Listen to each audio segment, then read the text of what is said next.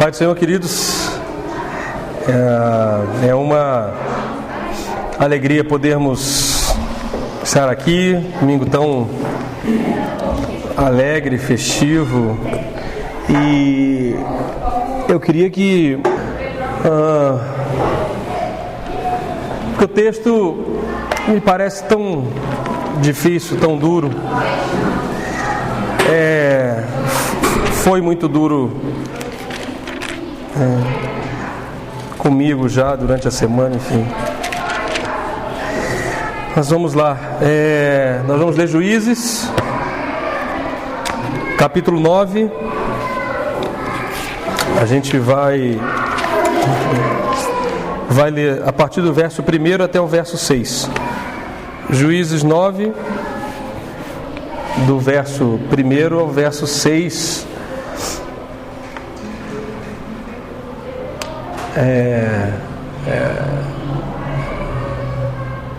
Eu poderia dizer que é uma das cenas mais covardes da Bíblia, o que a gente vai ler nessa manhã, mas vocês vão ver que não é a mais covarde, mas que tem tudo a ver com talvez a que tenha sido. E a gente vai aproveitar para já lembrar, botar tudo junto. Juízes capítulo 9. Vamos lá, a partir do verso 1. Estou só aguardando a gente, para todo mundo, quem não está com o texto, acompanhar ali, mas acho que está todo mundo.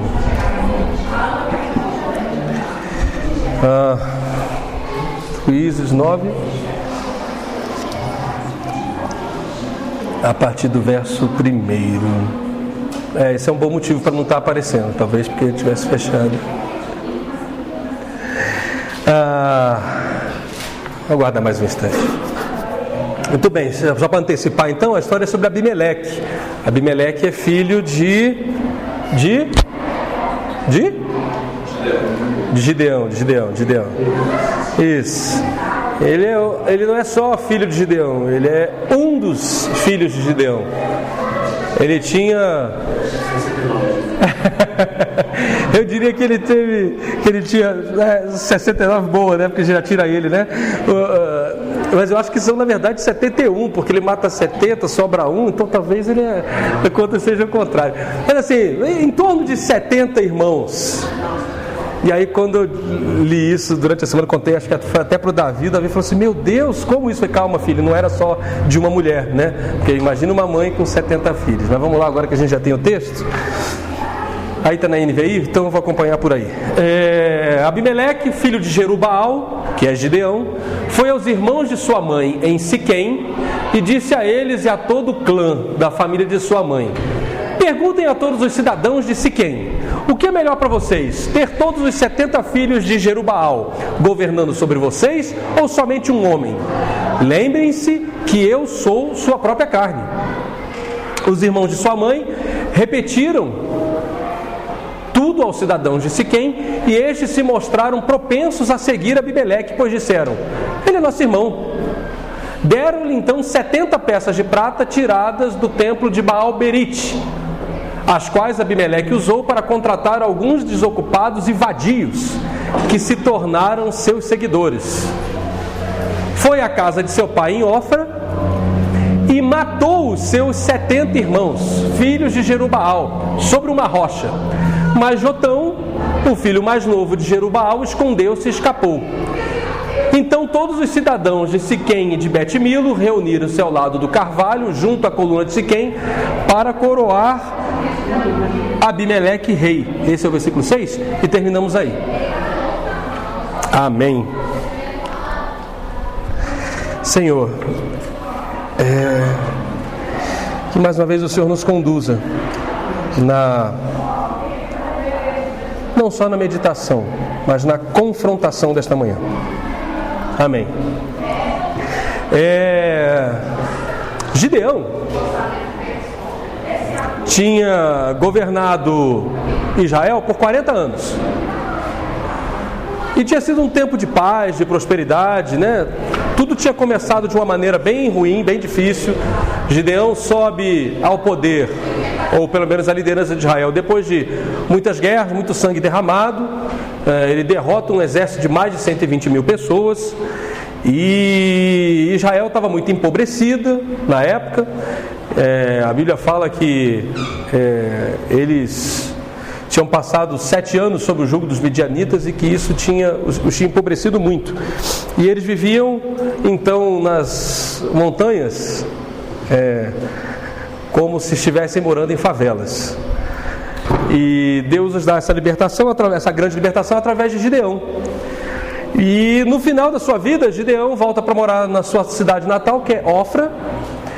E quando ele volta, ele constrói um éfode, um peitoral, como se fosse um sinal de sua divindade ou escolha por Deus, e coloca lá na sua cidade natal, como se fosse um busto, né? Algo que dissesse: olha, lembrem-se, aqui mora Gideão, aquele que os libertou.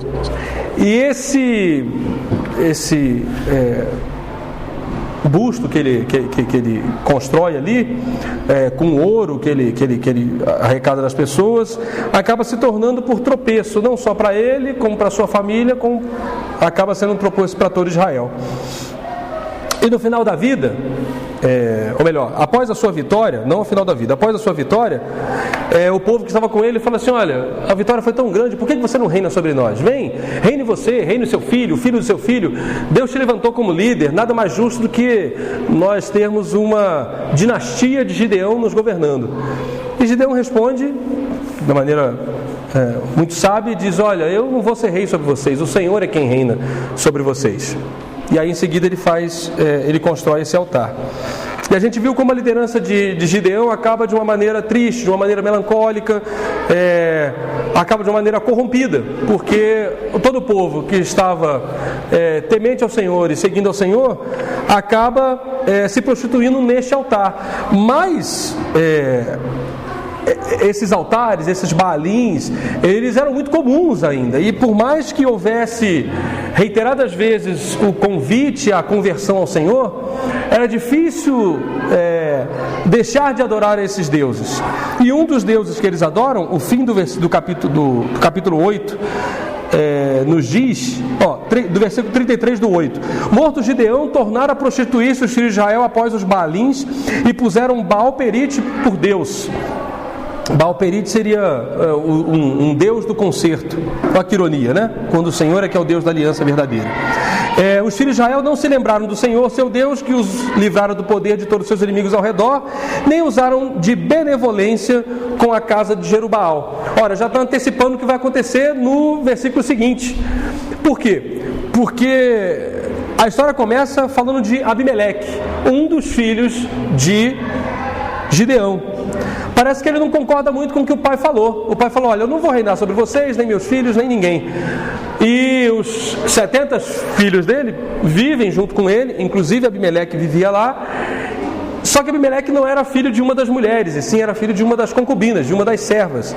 Não bastasse ter mulheres, né? Gideão ainda tinha concubinas por onde andava. E Abimeleque, que é filho então de uma concubina dele, sua família, a família de sua mãe era de Siquém. Alguém lembra alguma coisa que aconteceu na cidade de Siquém? Tem algum registro das histórias bíblicas que aconteceram em Siquém? Siquém é uma cidade de relatos muito fortes no texto bíblico.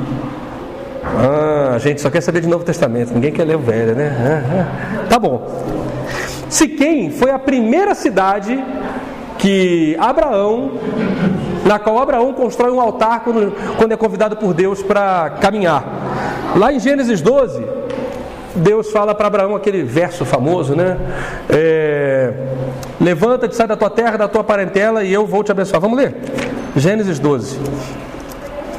E Gideão então pega a sua esposa Sarai na época ainda, e seu sobrinho Ló, e vai andar. Ora disse o Senhor a Abraão: sai da tua terra, da tua parentela e da casa de teu pai, e vai para a terra que eu te mostrarei, e de ti farei uma grande nação, e te abençoarei, e te engrandecerei o nome, sê tu uma bênção. Abençoarei os que te abençoarem, amaldiçoarei os que te amaldiçoarem, em ti serão benditas todas as famílias da terra. Nós, os que estamos aqui reunidos nessa manhã, benditos na semente de Abraão, chamada Jesus Cristo. Partiu, pois, Abraão, como lhe ordenara o Senhor, e Ló foi com ele. Tinha Abraão 75 anos quando saiu de Harã. Levou Abraão consigo a Sarai, sua mulher, e a Ló, filho de seu irmão, e todos os bens que haviam adquirido, e as pessoas que lhes acresceram em Harã. Harã foi uma cidade parada no meio do caminho. Sabe onde fica Ur, da cidade onde ele saiu? Tem ideia de onde fica Ur hoje? Alguém sabe? Hã? Muito bem, no Irã. Muito bem, no Irã. Aí ele vai para Harã. Onde é que fica Harã? Está no caminho, né? Você está indo ali. Hoje na região da Síria. Então ele caminha tudo isso a pé. Ele segue pelo vale do Eufrates. Lembra do Eufrates e do Tigre? O que ficava no meio dos dois? Que jardim ficava no meio dos dois? O Éden, pois é, muito bem. Então tá. É isso mesmo, o texto bíblico diz isso. Podia ser os jardins da Babilônia, né? Uma das 7 maravilhas do mundo, não, mas nós estamos falando do Éden. E ele sobe pelo vale do Eufrates, ele desce, depois ele começa a descer a partir de Harã. E levou Abraão consigo, cadê? Versículo 6. Atravessou Abraão a terra de Siquém até o carvalho de Moré. E nesse tempo os cananeus habitavam a terra. E apareceu o Senhor a Abraão e lhe disse: darei à tua descendência essa terra. Ali edificou Abraão um altar ao Senhor que lhe aparecera. Ali aonde? Em Siquém. Muito bem, essa é a primeira vez que Siquém aparece um relato bíblico. Era uma cidade que não era dos judeus ainda, era dos cananeus. E Jacó vai e compra um pedaço lá. Vamos ver? Já estamos agora no capítulo 33 de Gênesis, versículo 18. Voltando de Padã Arã, chegou Jacó são e salvo à cidade de Siquém, que está na terra de Canaã, e armou sua tenda junto à cidade. A parte do campo onde armara sua tenda, ele a comprou dos filhos de Amon, pai de Siquém, por 100 peças de dinheiro. Amon era o soberano de Siquém. Por 100 peças de dinheiro. E ali, ele levantou ali um altar ao Senhor que ele chamou o Deus de Israel. Olha que interessante. Abraão para e constrói um altar. Depois vai Jacó, para na mesma cidade, a cidade já está edificada. Ele compra um pedaço do campo e constrói um altar. Muito bem. Depois, eu vou deixar de surpresa o que vai acontecer no capítulo 4 e 35 de Gênesis. Agora a gente vai para Josué, que é o livro anterior ao de Juízes, capítulo 24.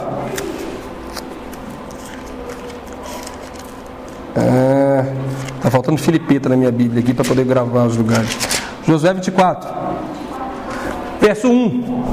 Depois reuniu Josué todas as tribos de Israel em Siquém, e chamou os anciãos de Israel, os seus cabeças, os seus juízes, os seus oficiais, e eles se apresentaram diante de Deus.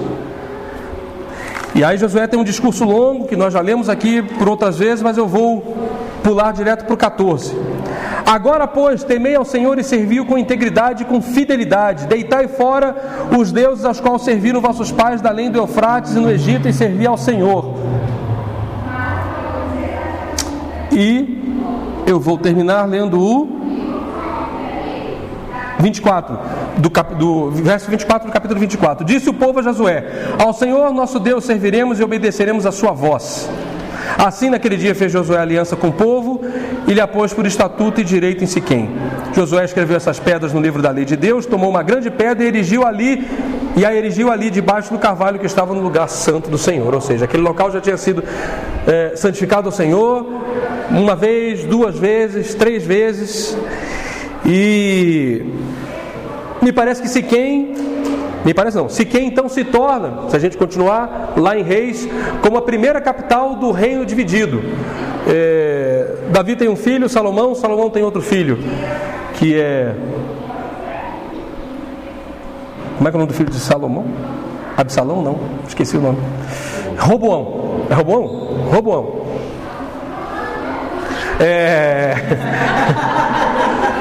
Uau!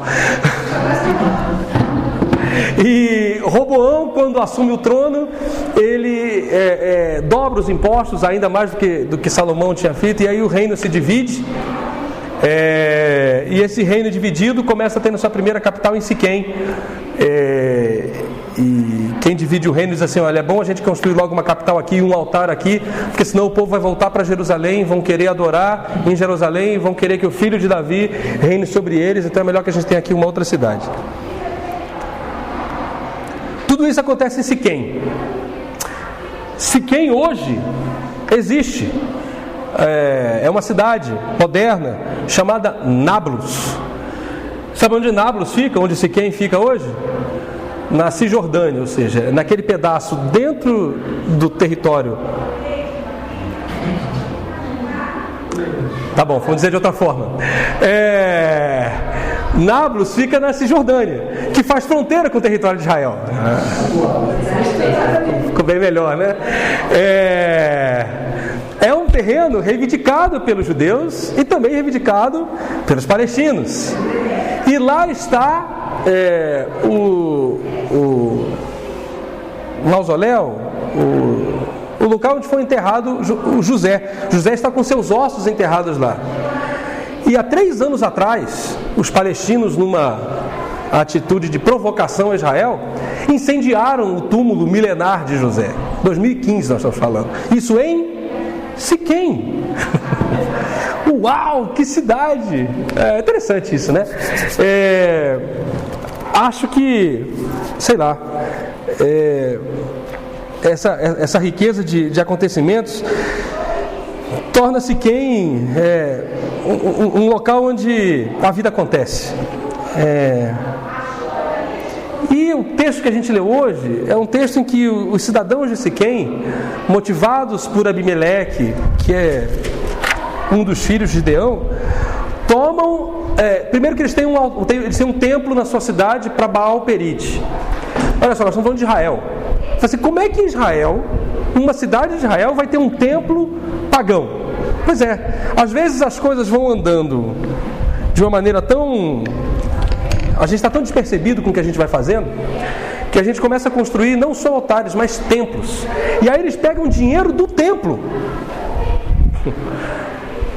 Um dinheiro que deveria ser sagrado, para contratar algumas pessoas para seguir com Abimeleque. Você lembra como é que a Bíblia chama essas pessoas?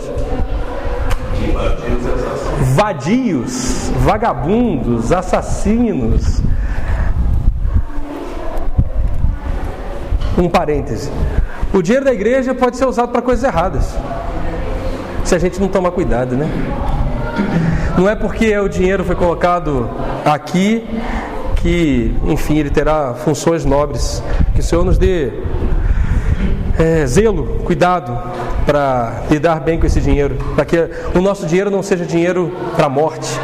Bom, isso já é o final. Mas muito bem, a história diz então que ele contrata então esses 70, e aí ele sobe a cidade dos seus pais, a cidade do seu pai, a Ofra, e vai lá e mata os seus 70 irmãos. Na verdade ele não matou todos, sobra um. Alguém lembra o nome dele?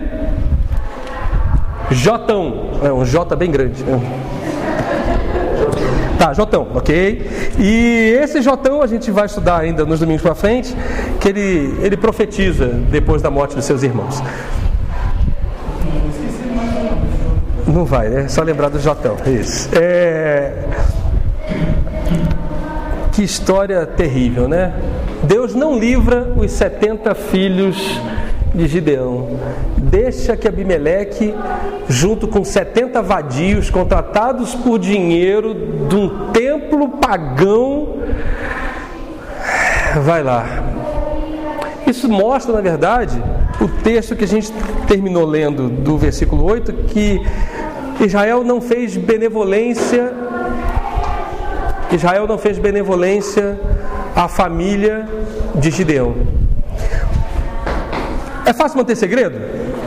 É super difícil manter segredo, né? Vocês imaginam que naquela época você sair da sua cidade, ir à cidade da sua família, armar uma cilada, contratar gente, voltar com esse povo todo e matar os seus irmãos. Isso não foi feito sem que outras pessoas ou outras cidades soubessem. Sabe o que as outras cidades pensaram? Não é comigo, eu não estou nem aí. O mal que não me atinge é um mal que eu não devo impedir. Acho que às vezes a gente ainda faz isso. Muito bem. Abimeleque consegue seu intento e mata os seus 70 irmãos. E a gente para a história aqui.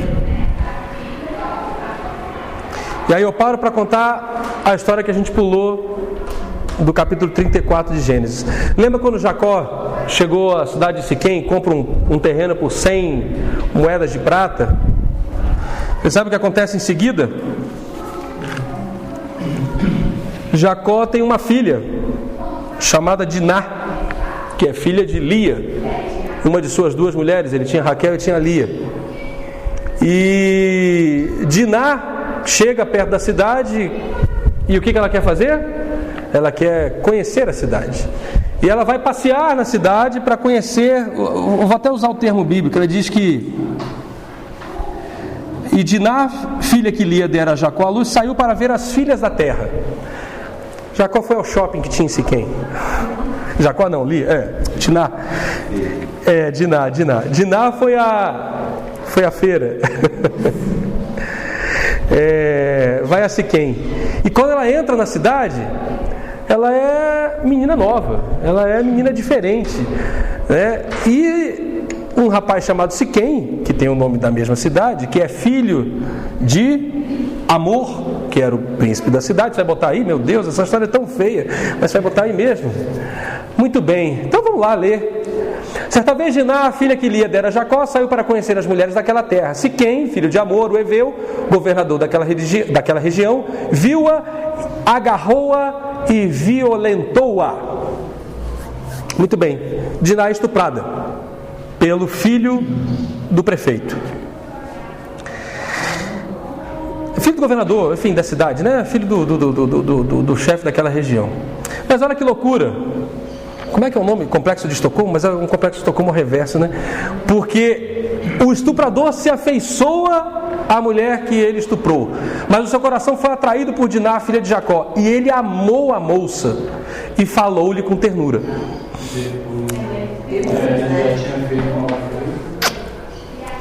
Olha que loucura.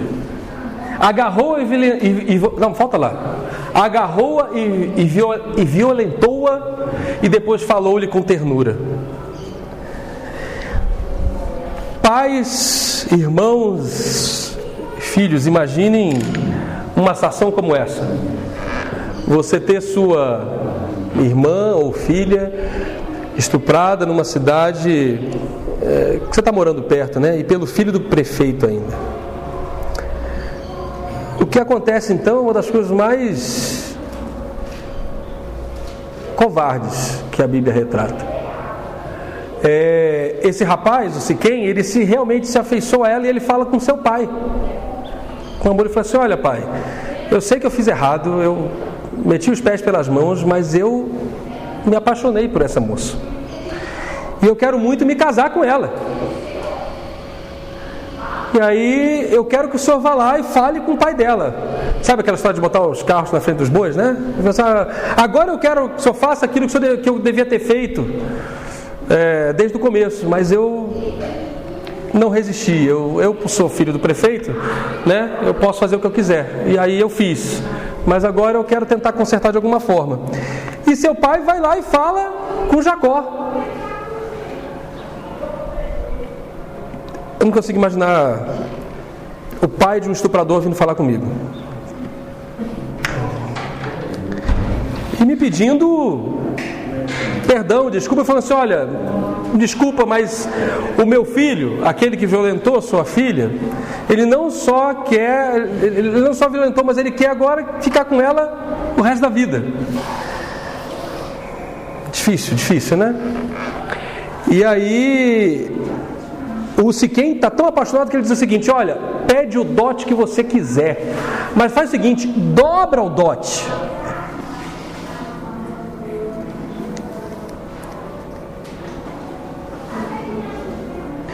É o verso 10. Não.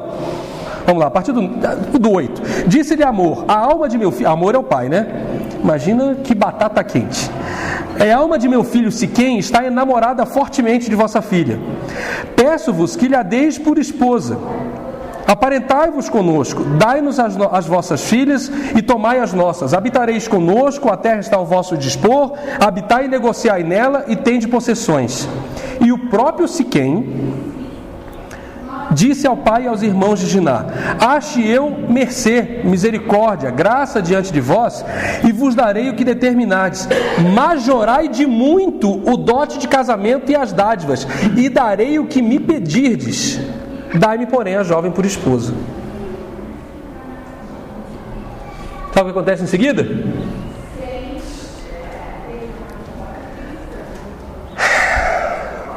Olha, você quer realmente ser nosso parente? Então é o seguinte, nós somos circuncidados. Se todos vocês se circuncidarem, então a gente aceita. Só que olha a palavrinha interessante. Então os filhos de Jacó, por causa de desaver Siquém violado a irmã Diná, responderam com dolo, com maldade, com falsidade, com fraude. Ou seja, eles colocaram um peso absurdo. Imagina o sogro, o pai, amou, o governador, falou assim: como é que é? Eu, 70 e tantos anos, vou ter que me circuncidar porque meu filho estuprou uma menina, está enamorado dela e quer casar. Essa história é louca, é absurda. E aí o que acontece? E aí o rapaz está tão enamorado e fala assim: olha, esse pessoal é boa gente, eles vão ficar conosco, a terra vai produzir, nós seremos uma cidade mais forte ainda, nós vamos virar todos uma família. Que preço é esse que a gente precisa pagar? Não custa nada. Então vamos todos os homens nos circuncidar? E todo mundo se circuncidou. Verso 18: tais palavras agradaram a Amor e a Siquém seu filho. Não tardou o jovem em fazer isso, porque amava a filha de Jacó e era o mais honrado da casa de seu pai. Esse que estuprou, aquele lá, ele era o mais honrado da casa. Imagina a casa do pai como é que era, né? Ele era o mais honrado da casa do pai. Mas você acha que os filhos de Jacó são os legais, né? Lembre que eles pediram para os caras se circuncidar com dolo. Aí agora vamos lá, vamos ao clímax. Vieram, pois, Amor e Siquém, seu filho, à porta da cidade, e falaram aos homens da cidade. Coitados, entraram na roubada. Esses homens são pacíficos para conosco.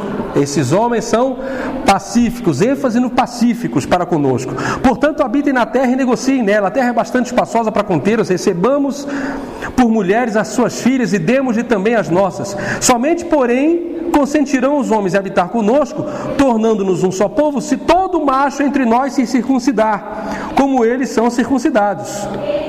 O seu gado, as suas possessões e todos os seus animais não serão nossos?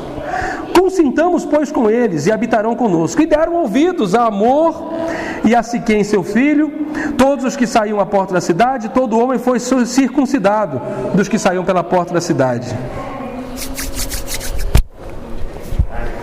Ao terceiro dia, quando os homens sentiam mais forte dor, rapaziada aí do triatlo, quando é que dói mais? É no segundo ou no terceiro? Ou é no primeiro? Não, dizem que jogadores de futebol podem treinar no primeiro dia, mas que o segundo e talvez são aqueles dias em que, se você não tiver feito nada, não tiver feito alongamento, não tiver etc., são dias que você vai sofrer mais dor. Após o corte, seu corpo tenta lutar com aquilo de maneira terrível, tenta cicatrizar, suas forças são todas canalizadas, gera inflamação, febre, dor. Imagina você ser circuncidado adulto, velho como Amor. Muito bem, olha que legal. No momento de sofrimento, imagina a higiene da época, imagine a asepsia das facas, da navalha, do cutelo. Beleza, todo mundo entendeu. Ao terceiro dia, quando os homens sentiam mais forte a dor dos filhos de Jacó, 2 filhos de Jacó, Simeão e Levi. Quem são os cantores, adoradores do templo? Levitas, filhos de Levi. Bem, Simeão e Levi, irmãos de Diná, tomaram cada um a sua espada, entraram inesperadamente, furtivamente, de maneira sorrateira, na cidade e mataram todos os homens. Passaram também ao fio da espada a Amor e a seu filho Siquém. Tomaram a Diná da casa de Siquém e saíram. Diná já estava lá, já era mulher, já estava tranquila, já estava de boa. Sobrevieram os filhos de Jacó aos mortos e não só mataram, e saquearam a cidade, porque sua irmã fora violada. Levaram deles os rebanhos, os bois, os jumentos, os seus bens, e todos os seus meninos e mulheres levaram como escravas, como cativos, pilharam tudo que havia na casa. Nós estamos falando de Siquém. Então disse Jacó, agora é o outro pai, né? Um era Amor e agora é Jacó. Ele diz: vós me afligiste, me fizeste odioso entre os moradores dessa terra, entre os cananeus e os ferezeus. Sendo nós pouca gente, reunir-se-ão contra mim e serei destruído eu e minha casa. E aí os filhos ainda cheios de si respondem: abusaria ele de nossa irmã como se fosse uma prostituta e nada ficaria impune? Vocês lembram da profecia de Jacó quando ele morre para os filhos Simeão e Levi? O que ele diz? Não, né? A gente já leu isso alguns domingos atrás, quando a gente começou a falar das possessões que Josué divide. Mas enfim, ele diz que... Qual é o primogênito de Jacó? Quem lembra? Rúben. Por que Rúben... Por que não é de Rúben que descende Jesus? O que Rúben faz durante a sua vida? Alguém lembra? Dorme com a concubina do seu pai. Só gente boa. Aí em seguida vem Simeão e Levi. Bom, acho que agora a gente não precisa mais, né? Aí o quarto filho é Judá. Um que dá para confiar. Muito bem. Jacó então levanta-se, sai dali fugido e vai para outra cidade achando que Deus vai destruir, né? Disse Deus a Jacó: levanta-te, sobe a Betel e habita ali, faz ali um altar ao Deus que te apareceu quando fugias da presença de Esaú teu irmão. Jacó estava acostumado a fugir, não era essa Coca-Cola toda também não. Então disse Jacó à sua família, a todos que com ele estavam, isso que eu queria ressaltar: lançai fora os deuses estranhos que há no vosso meio, purificai-vos e mudai as vossas vestes. Aqui é que eu quero nos concentrar e fazer o link com todos os outros deuses. Lançai fora os deuses estranhos. Essas coisas acontecem no nosso arraial, essas coisas inomináveis, impublicáveis, porque nós temos permitido outros altares no nosso meio. Abimeleque levanta e mata 70 dos seus irmãos porque Deus deixou de ser adorado e outros deuses, Baal Perite no caso, outros deuses são adorados. Quando quando Josué, no capítulo 24 que a gente leu aqui, ele se reúne, ele diz assim, aquela célebre frase: decidais hoje a quem servireis, eu e minha casa serviremos ao Senhor.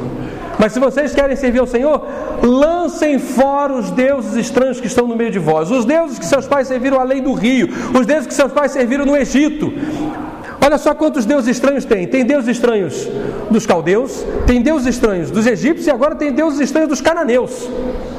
É muita competição no coração dessas pessoas. Senhor, é difícil de servir. Tem muitos deuses estrangeiros na nossa terra, tem muitos outros deuses que se levantam. Senhor, tem um Deus chamado Mamon, consumismo, dinheiro, que se levanta e tenta roubar a primazia tua da minha vida. É difícil te servir.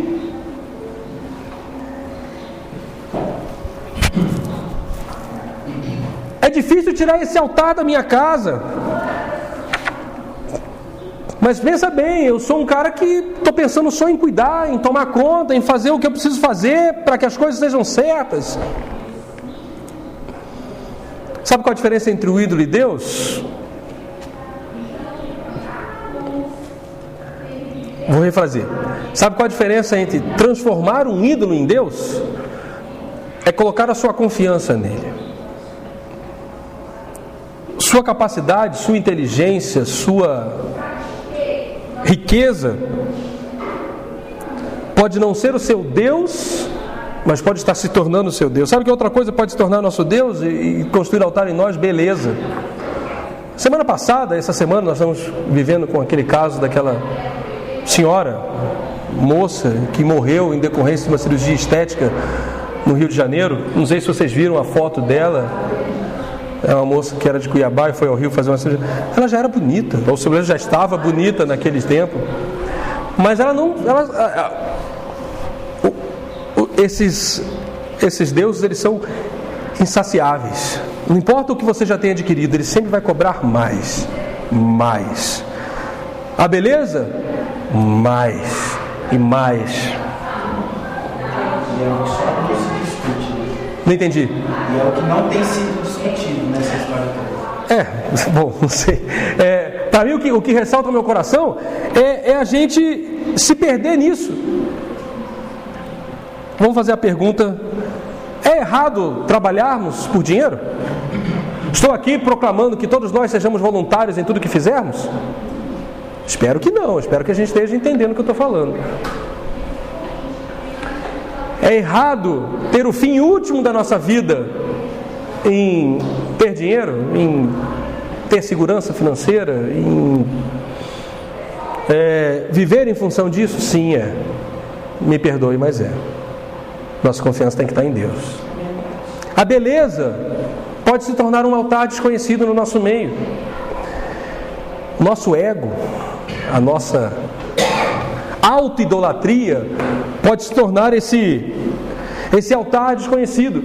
E aí, a gente volta para Abimeleque. Abimeleque então tem um altar na sua cidade natal, ele joga conversa nos seus irmãos e ele comete homicídio. Ainda bem que a gente não é Abimeleque, né? Ainda bem que nas nossas mãos não tem sangue. Ainda bem que nós não temos deixado de cuidar dos nossos irmãos para cuidar apenas de nós mesmos. Ainda bem que a nossa vida não é o centro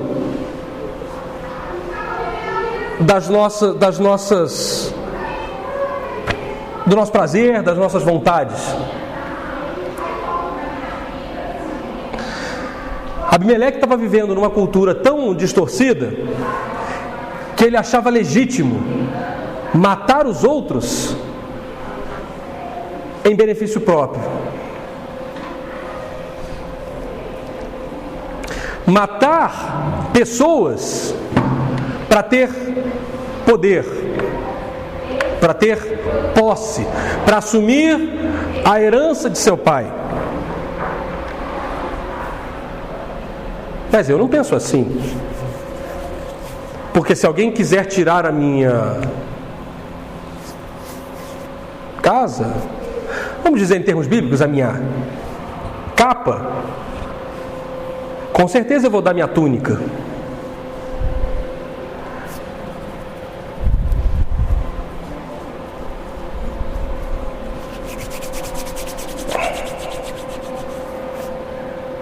Não há como não ler esse texto e eu não me reconhecer homicida dos meus irmãos. Eu sou homicida dos meus irmãos quando eu viro as costas para quem me pede. Sim, já fiz isso, talvez ainda faça. Mas não estou falando só daquela pessoa que está na rua ali e você estende a mão e você finge que não ouve, né? É mais de andar com uma pessoa que, sabendo que eu, por andar com ela, vou ter que ajudá-la, e eu dizer: não, Senhor, mas cansei já, né? Senhor, eu já fiz a minha parte, agora que essa pessoa faça a dela. Senão também não vai dar. E eu me acho justo por isso. E eu sou homicida quando faço isso.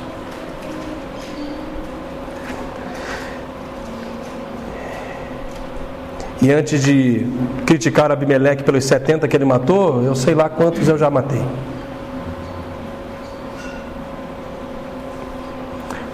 Porque os altares que a gente tem colocado aqui dentro dos nossos espaços religiosos têm sido erigidos e o dinheiro tem sido usado para repetir esse tipo de coisa.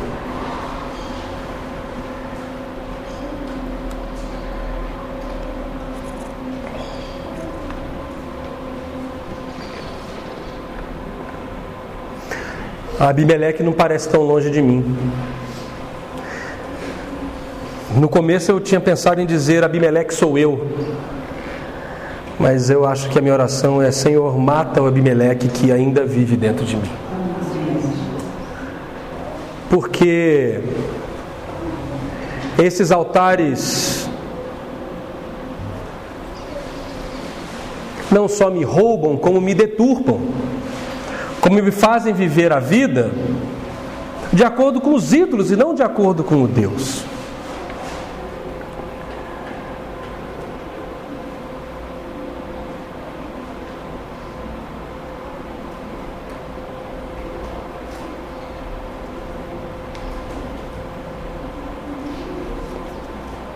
Quantos de nós já não concordamos com alguém que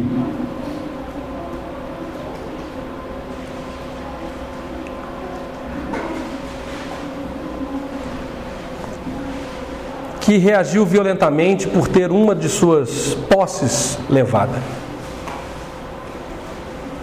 Porque isso é injustiça. Como é que alguém pode tomar o que é seu?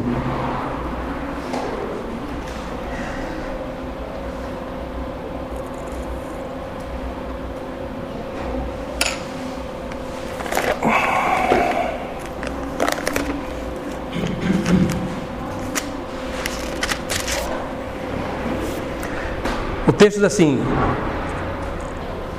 homicídio. Mateus capítulo 5, verso 21. Ouvistes que foi dito aos antigos: não matarás. E quem matar estará sujeito a julgamento. Jesus continua: eu, porém, vos digo que todo aquele que se irá contra o seu irmão, aqui tem até colchete sem motivo, eu retiro os colchetes e retiro o texto. Eu, porém, vos digo que todo aquele que se irá contra o seu irmão estará sujeito a julgamento, e quem proferir um insulto a seu irmão, quem desprezar o seu irmão, quem ignorar o seu irmão, quem abandonar o seu irmão, quem defraudar o seu irmão, estará sujeito ao fogo do inferno. Se, pois, ao trazer ao altar a tua oferta, se, pois, você, quando aparecer na igreja, se lembrar que teu irmão tem alguma coisa contra você,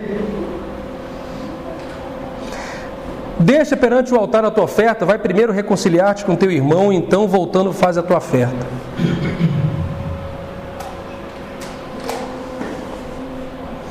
Exercícios litúrgicos valem menos do que amor ao próximo. Nós matamos ao próximo quando os ignoramos, os desprezamos, os abandonamos. O cristianismo não é fácil, não. Não é coisa para qualquer um. Ah, Senhor, mas o cara não pode fazer isso comigo. Vamos falar sobre a vingança então. Verso 38 do mesmo capítulo. Ouviste o que foi dito: olho por olho, dente por dente. Eu, porém, vos digo: não resistais ao perverso, Mas a qualquer que te ferir na face direita, volta-lhe também a outra. E ao que quer que demandar contigo e tirar-te a túnica, deixa-lhe também a capa. Se alguém obrigar a te andar 1 milha, vai com ele 2. Se for o Flavinho, eu vou pensar 2 vezes. Dá a quem te pede e não voltes as costas ao que deseja que lhe empreste.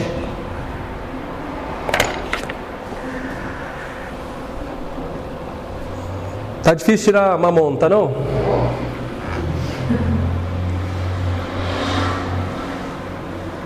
Eu quero mais justiça. Bom, senhores, se quem é aqui, Abimeleque sou eu.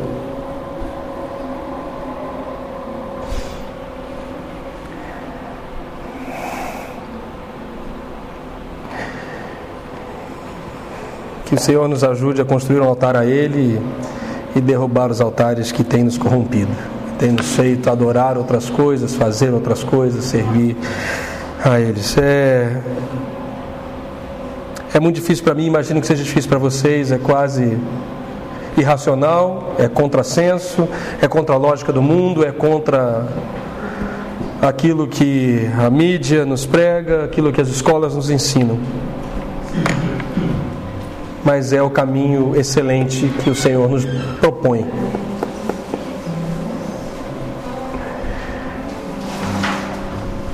Mata o Abimeleque que há em mim, Senhor, para que eu deixe de matar os meus irmãos. Amém. Senhor Jesus,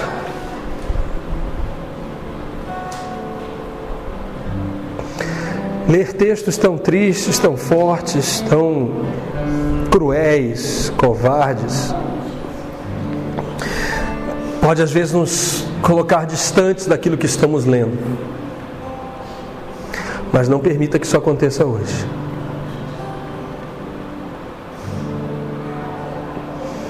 Mostre e mata os Abimeleques que há em nós. Derriba os altares aos deuses estranhos. Nos converte, Senhor. Mais uma vez. Queremos refazer nossa aliança contigo.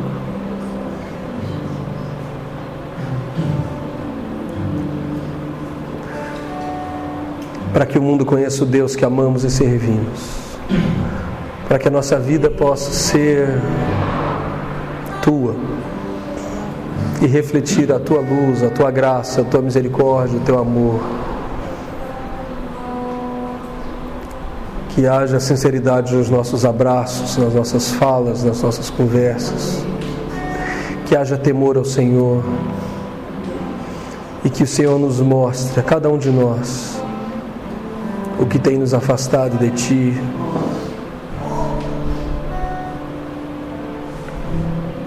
Renova em nós a aliança contigo, Senhor. Em nome de Jesus. Amém.